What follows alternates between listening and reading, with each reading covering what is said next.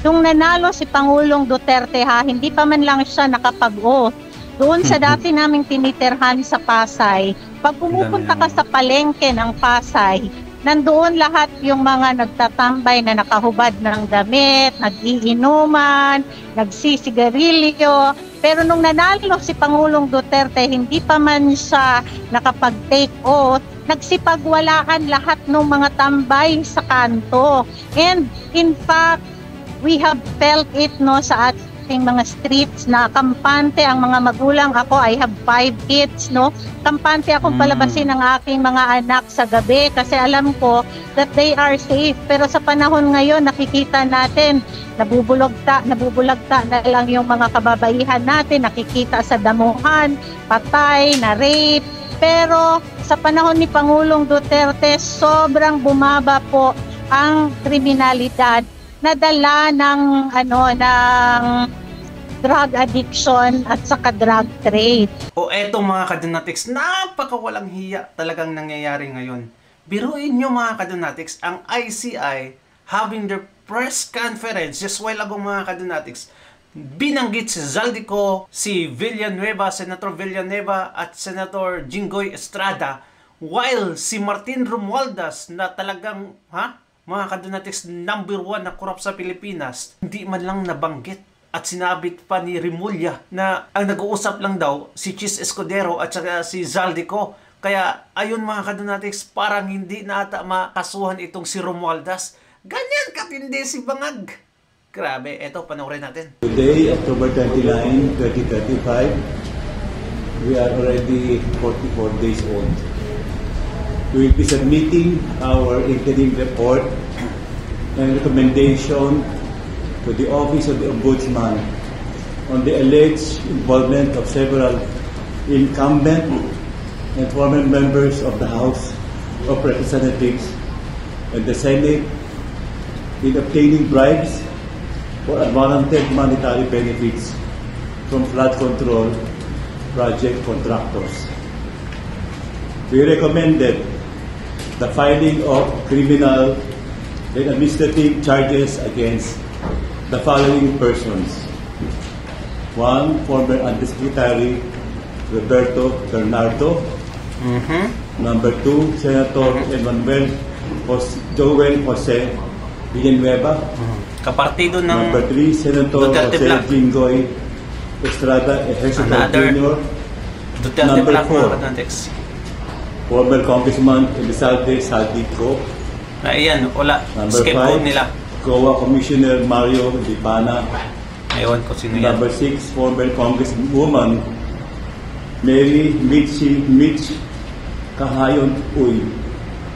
No. These persons have possibly committed these following violations.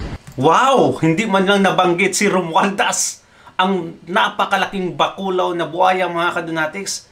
Bakit kaya?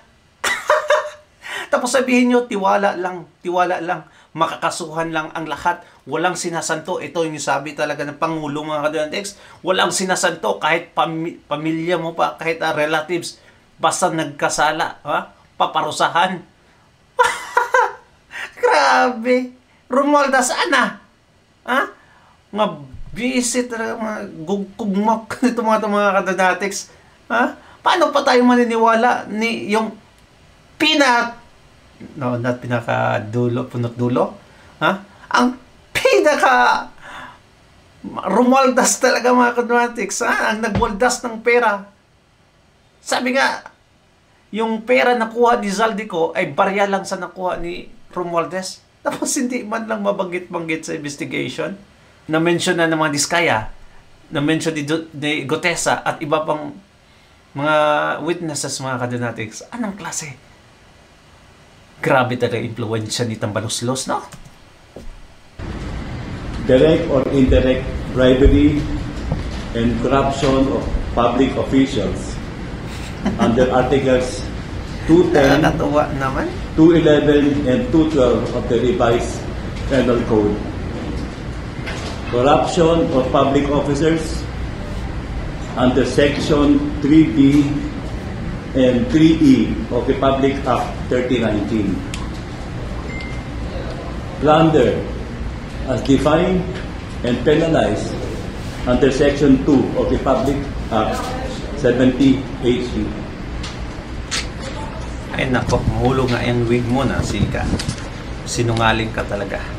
Based on the testimonies and narrations of the witnesses, the scheme starts from the proponent, who is either a member of the Senate or of the House of Representatives, Grabe talaga. who will No? inform Engineer Alcantara that he or she has a budget allocated for infrastructure projects.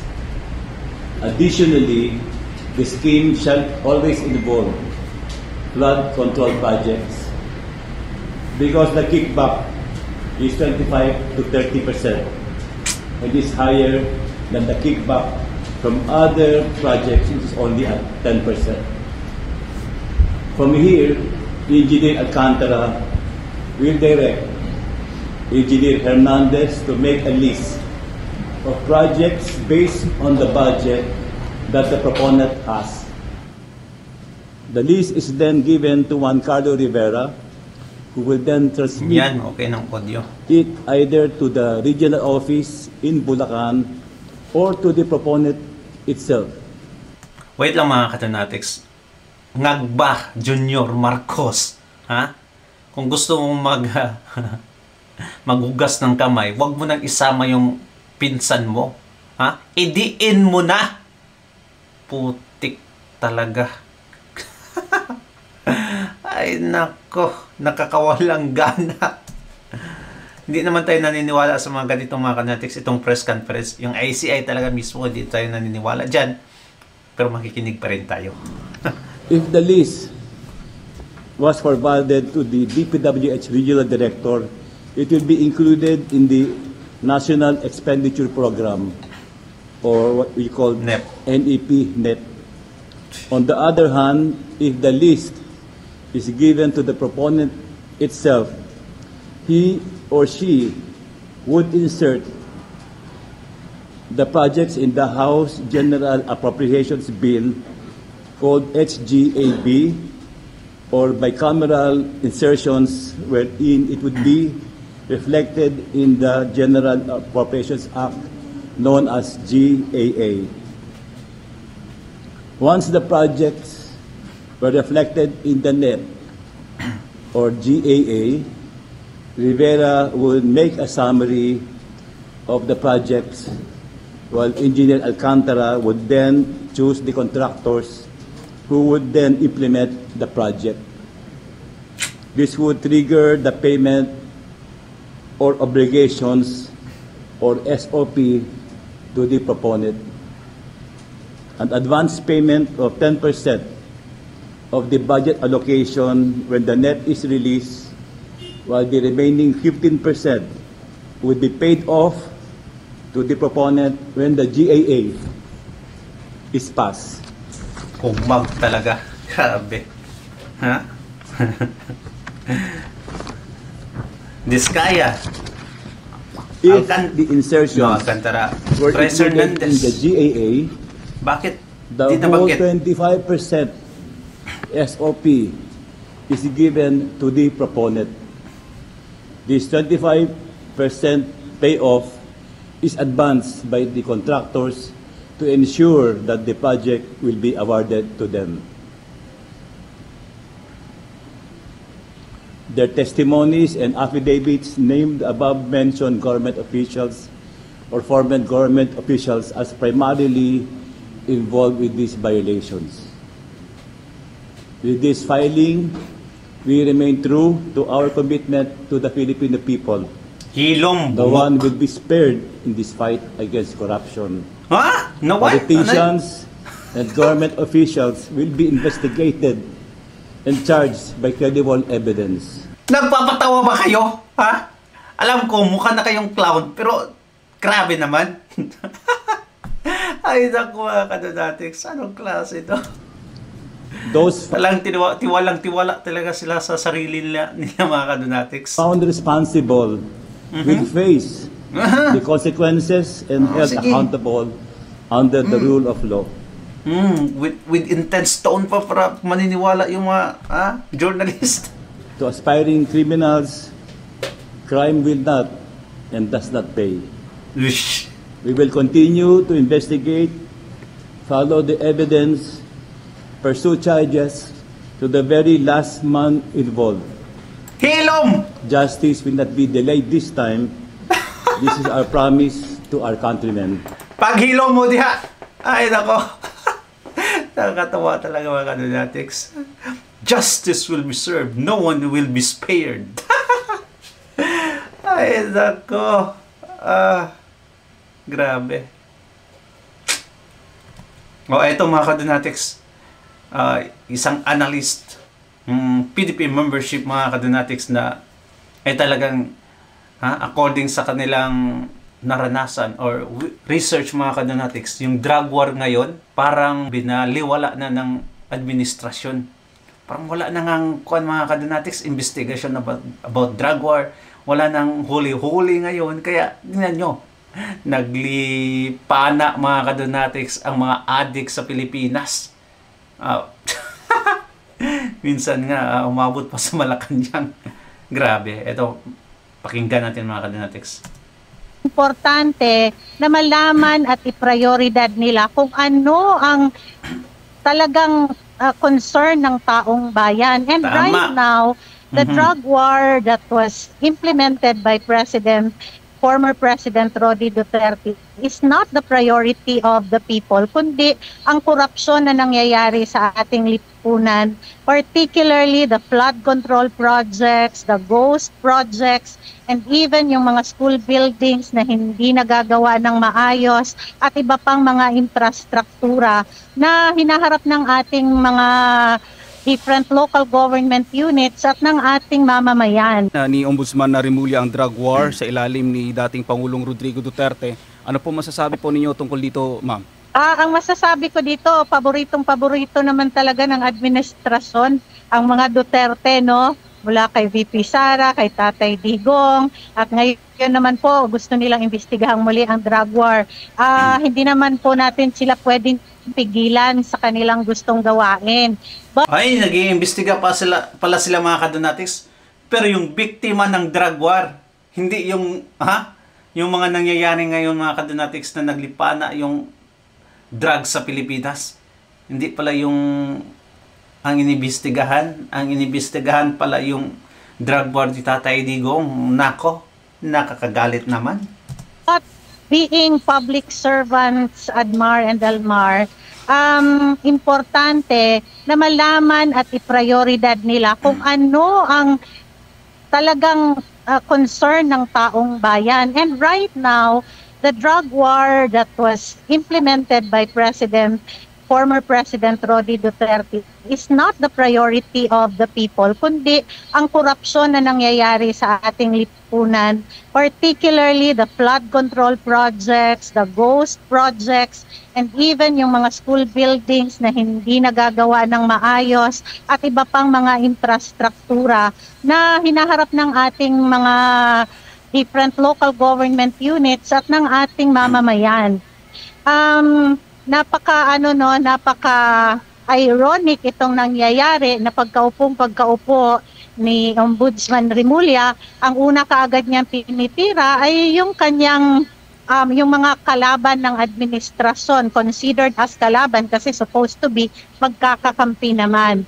No, nobody's stopping them and nobody can stop them whatever they want to do. But it only shows, Admar, na iba ang prioridad ng pamahalaang ito. Nasa mata na nila ang troso, pero ang gusto nilang tingnan ay yung napakalayong bukirin para yon ang kanilang asikasuhin. Ma'am, bilang isang Pilipino, ano po yung kumbaga naging experience or ano po yung masasabi po ninyo doon sa naging resulta ng war on drugs na campaign ng ating former President Rodrigo Duterte, kasi alam naman natin na yun yung talagang tinatrabaho niya, yung peace and order, kasama na dito yung war on drugs po, ma'am. Personally sa akin, I have really felt na it was a very successful program of the President. Simple lang, Admar, ang example ko nito. Nung nanalo si Pangulong Duterte hindi pa man lang siya nakapag-oath doon sa dati naming tinitirhan sa Pasay. Pag pumupunta ka sa palengke ng Pasay, nandoon lahat yung mga nagtatambay na nakahubad ng damit, nag-iinuman, nagsisigarilyo. Pero nung nanalo si Pangulong Duterte, hindi pa man siya nakapag-take oath, nagsipagwalaan lahat ng mga tambay sa kanto. And in fact, we have felt it sa ating mga streets na kampante ang mga magulang. Ako, I have 5 kids, kampante akong palabasin ang aking mga anak sa gabi kasi alam ko that they are safe. Pero sa panahon ngayon, nakikita natin, nabubulagta na lang yung mga kababaihan natin, nakikita sa damuhan, patay, na rape. Pero sa panahon ni Pangulong Duterte, sobrang bumaba po ang kriminalidad na dala ng drug addiction at saka drug trade. Aside from that, Admar, nakita mo na nalinis ang ating mga kanto. These are testimonies, real testimonies of people around the Philippines, na yung kanilang mga kanto ay nawala yung mga nagbibenta sa gilid-gilid, naghahatid ng shabu sa tindahan at doon binibili. Pero ngayon bumalik ito. So, it is so unfair na tayong mga Pilipino naramdasan natin kung gaano ka-epektibo ang ginawa ni Tatay Digong. Ngunit ngayon siya pa ang nakulong at ngayon ay gusto pang imbestigahan ng ating ombudsman. Another thing dito sa gusto nila na pag-iimbestiga, it only shows na buhay ang ating judiciary, ang ating mga hukuman. Kung kaya nararapat lamang na ibalik na nila si Tatay Digong kasi pwede naman palang litisin dito. Ako, I am hoping that if they are going to open the case again, they will bring back Tatay Digong to the Philippines para litisin at i-demand nila from The Hague and the ICC na iuwi si Tatay Digong para dito na siya litisin sa bansa natin. Ma'am, nung nakarang administrasyon, dinidisplay yung kamay na bakal. So gaano ka-importante, ma'am, na sa nangyayari ngayon na bukod po doon sa mga nabanggit mo kanina na tumaas nga yung krimen, bumalik yung illegal na droga sa lansangan, itong talamak na korupsyon na nangyayari ngayon sa ating bansa po, ma'am, gaano ka-importante na merong kumbaga nagpapatupad o nagpapakita ng kamay na bakal pagdating po sa pagpapatupad po ng batas po, ma'am?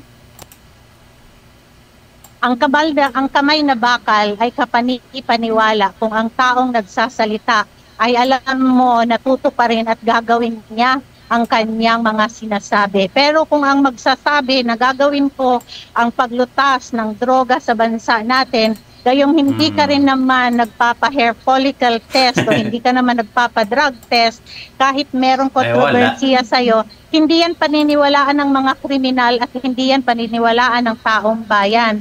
Kung kaya ngayon nakikita natin ang mura ng sabo, ang mura ng mga drug trade, ang dami at laganap ngayon kasi nga hindi sila natatakot dahil nawala nga yung kamay na bakal. Paano po magkakaroon ng political will ang isang leader, na nakikita mo na pinapakawalan at parang pinoprotektahan pa? Naalala nyo yung nahuli sa isang checkpoint na yung nahuling driver ay tinakpan pa at naka-blur yung mukha para sa kanyang pagka-aresto, So, ito ay nagbibigay ng doubt sa taong bayan kung seryoso ka pa talaga doon sa ginagawa mong pag-asikaso when it comes to the criminality and sa paghuli ng mga involved sa drug war natin. Bunga yon sa sinabi ni Marbil, mga kadonatics, na sinuportaan din ni Jean Fajardo na okay lang mag-drugs yung mga drivers para hindi makatulog. Ay, nako. At oo nga, mga kadonatics, pati yung Pangulo, sinabi niya na hindi natin priority yung mga small timer. Kaya ang mga addict ngayon, yung maliliit na addict, small timer na addict, mga kadonatics at pushers, ay sila yung grabe mang biktima sa mga taong inosente. Halos lahat ng mga kriminal na nangyayari ngayon sa bansa ay kagagawan mga small timer mga kadonatics, pero yung Pangulo na mismo nagsabi na hindi sila priority, ay may problema tayo dyan. Diba? Kaya ganito na lang kakumpiyansa itong mga kadonatics makakapag push ng drugs, kasi alam naman nila na hindi masyadong walang kamay na bakal itong si Marcos. Ma'am, isang tanong sa last ma'am para sa akin bago ko ibigay kay partner Admar.